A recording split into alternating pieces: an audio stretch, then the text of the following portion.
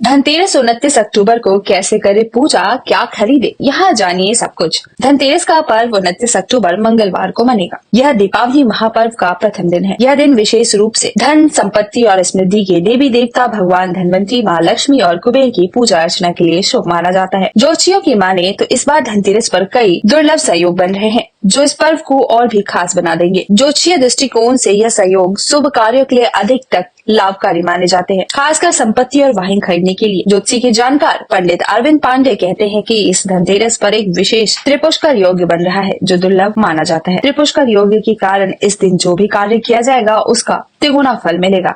यह योग शुभ कार्यों के लिए अत्यंत लाभकारी है, विशेषकर घर, वाहन और सोना चांदी के आभूषणों की खरीदारी के लिए। इस योग के दौरान की गई पूजा अर्चना और खरीदारी से माँ लक्ष्मी की विशेष कृपा प्राप्त होगी। इसके साथ ही इस दिन मंगल का भी विशेष संयोग रहेगा। मंगलवार को पड़ने वाला धनतेरस अपने आप में शुभ और शक्तिशाली माना जाता है। ज्योतिषाचार्यों के अनुसार इस संयोग के कारण इस दिन की जाने वाली खरीदारी और पूजा से व्यापार और करियर में उन्नति प्राप्त होगी। धनतेरस की पूजन विधि। पंडित जी कहते हैं कि धनतेरस के दिन भगवान धनवंतरी, कुबेर और माँ लक्ष्मी का पूजन विधि पूर्वक करने से सुख समृद्धि में वृद्धि होती है। इसके लिए शाम के समय घर के मुख्य द्वार और पूजा स्थल को साफ करके वहाँ दिया जलाना चाहिए। एक स्वच्छ थाल में चांदी, सोना या पीतल के बर्तन रखकर उसमें चावल, हल्दी और धनिया अर्पित करना शुभ माना जाता है। इसके अलावा धनतेरस की रात माँ लक्ष्मी की विशेष आरती और दीपदान करना भी शुभ माना जाता है। क्या खरीदे धनतेरस पर? आचार्य ने बताया कि धनतेरस पर सोने चांदी की बर्तन, वाहन और इलेक्ट्रॉनिक सामान खरीदना शुभ माना जाता है। विशेषकर इस दिन बर्तन और सोने चांदी के आभूषण खरीदने की परंपरा है। धार्मिक मान्यता है कि इस दिन कोई भी नई वस्तु घर में लाने से उसमें माँ लक्ष्मी का वास होता है।